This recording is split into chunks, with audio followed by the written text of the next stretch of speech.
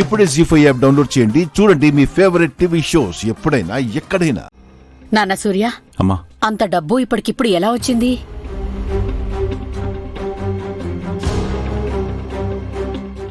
అమ్మా, ఎక్కడైనా అప్పు చేశాడేమో చెప్పమనండి. ఆ తర్వాత డబ్బులు కట్టుకోవాల్సింది మనమే కదా.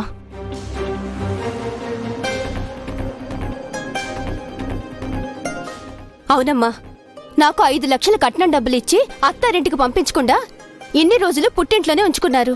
కానీ షాపింగ్కి మాత్రం అన్ని లక్షల డబ్బులు ఎక్కడి నుంచి వచ్చాయో అడుగు.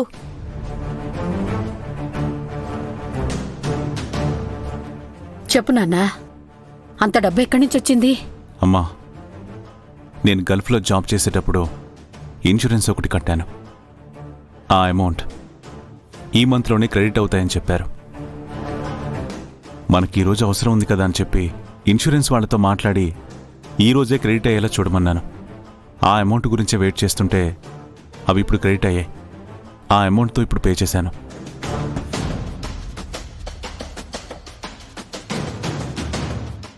ఆర్య సార్ పొరపాటును కూడా అబద్ధం చెప్పరు.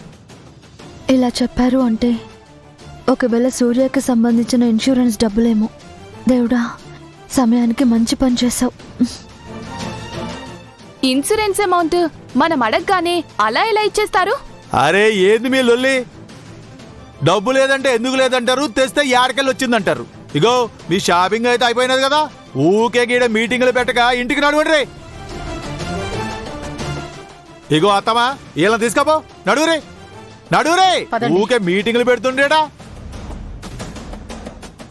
సార్, గాళ్ళు మిమ్మల్ని ప్రశ్నల మీద ప్రశ్నలు వేసి ఇసుకిస్తా అంటే నాకే చిరాకులేసి గాళ్ళని పంపించేసిన. కానీ నాకు కూడా గదే డౌట్ ఉన్నది సార్. మనిషి పోయినాక కదా సార్ ఇన్సూరెన్స్ పైసలు ఇస్తారు. గాళ్ళకేమో ఇన్సూరెన్స్ పైసలని చెప్పిర్రు. నాతో అయినా చెప్పురే సార్, గసలు ఆ పైసలు ఆడికెళ్ళి వచ్చినాయి? అవి నా డబ్బులు కాదు యాదగిరి, సూర్య డబ్బులే. సూర్య పైసలా? సూర్య డబ్బులే. సూర్య తన కుటుంబాన్ని సంతోషంగా చూసుకోవాలనుకున్నాడు.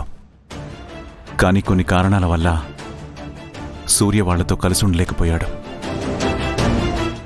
రక్త సంబంధం అనేది ఒకటి ఉంటుంది కదా.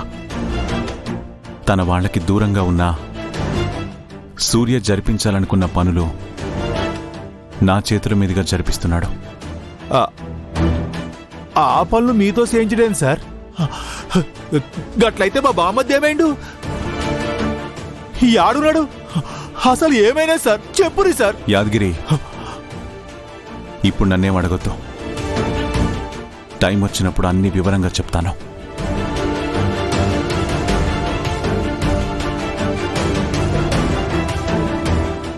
జీ5 యాప్ డౌన్లోడ్ చేసి అన్ని ఎపిసోడ్స్ పూర్తి ఉచితంగా చూడండి.